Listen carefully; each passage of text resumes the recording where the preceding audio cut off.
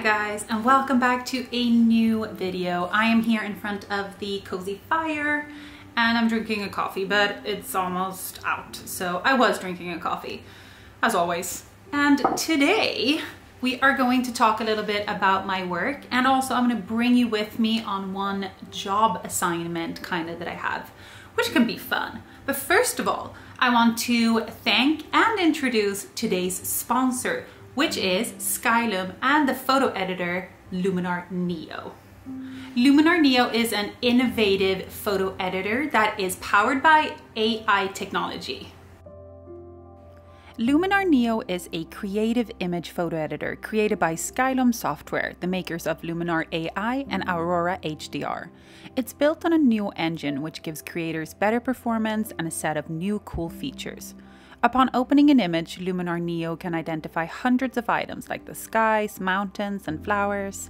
These help calculate accurate AI-powered adjustments.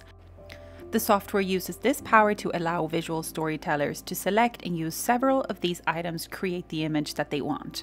You have all of the essential photo editing tools like vibrance, saturation, and such, and then you have tons of creative tools like this super cool sky feature that uses the AI technology. But more on this later. Now back to the video.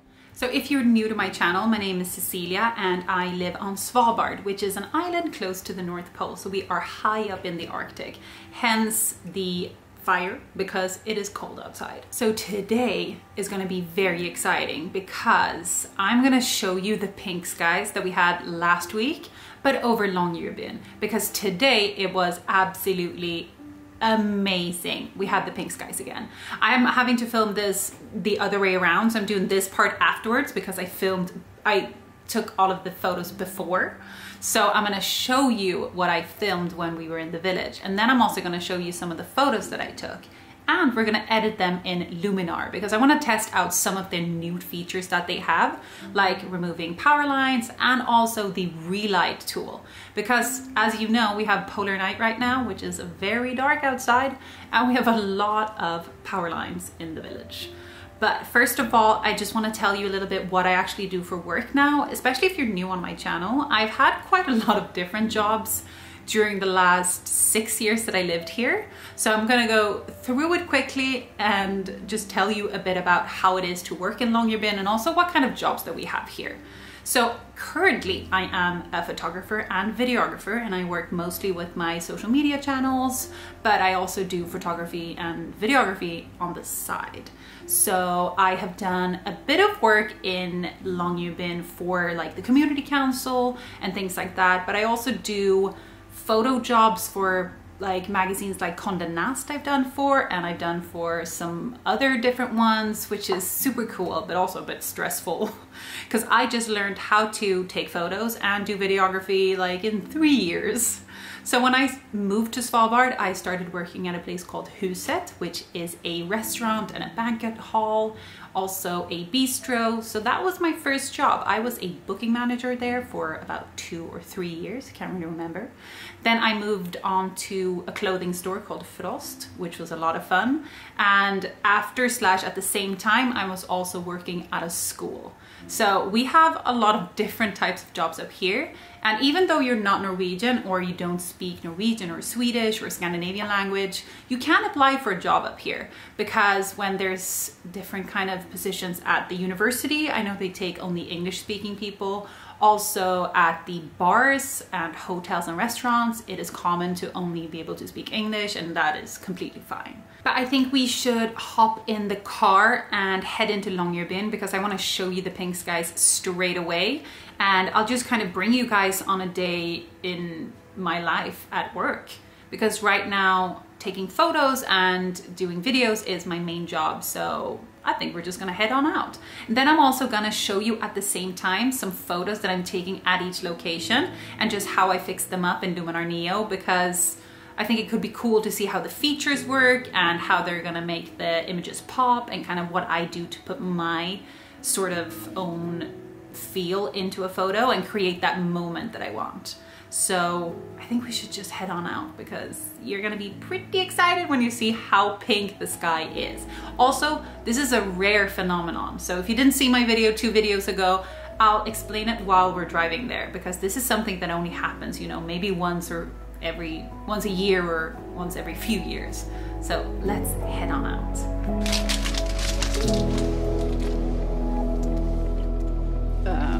Whoa.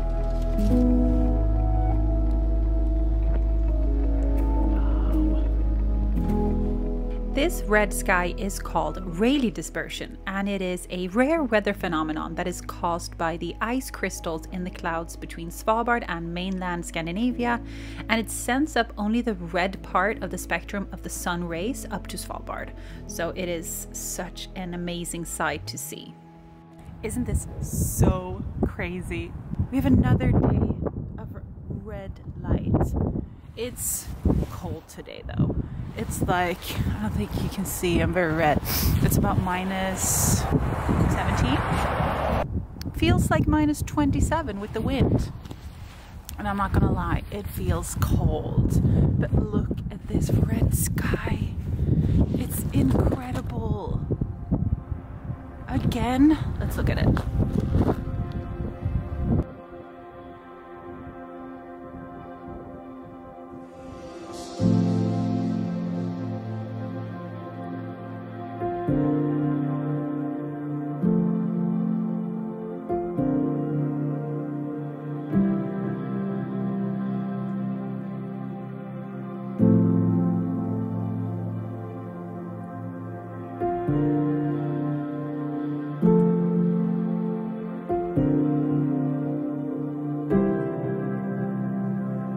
Hello, it's me, Cecilia from the future. So I thought that I would just jump in from the future and show you like one of my favorite photos that I take from the place that I'm at that you just saw. Because it's always fun to see like what did I capture from being there. So this is one of the favorite photos that I took, but what I can see now is that the lighting I'm not 100% happy with. So I'm gonna go into Luminar Neo, and what is so cool about this software is that they make it so easy that with like the click of a button and just a few toggles, you can change the whole scene to what you want to do without having to, you know, do 100 things. So they have this thing called Relight. It's under creative because it is creative. So what you can do is you can slide this brightness, and it's gonna have to take a moment just to assess because it is, you know, intelligent software. So it will look at your image and then it will add brightness near, and look at that. But I feel like this photo is not about me. This is about the pink skies. So on this one, I actually want to make us darker. As you can see, I want to remove that light, and I want to make this part of the image, like the beautiful pink skies and the village, and I want to make that stand out. So I can use this brightness far, look at this, to just lighten that up, because it makes it a lot more vibrant than having like a darker, as you can see. What you can also do is use depth to decide like how far back in the foreground that you want the light to start or stop. So you can see that I can make it dark all the way there. But I think just around my feet is where I want. I just don't want the gravel there to be like illuminated as it was before. I want it to be dark, and then I want the background of the mountains and everything to kind of be vibrant, because this stands out more. So you can see the stars, you know, they get a bit more illumination. Oh, that's beautiful. Look at this. Look at the difference. I mean, you see, just with relighting an image, you can make such a big difference.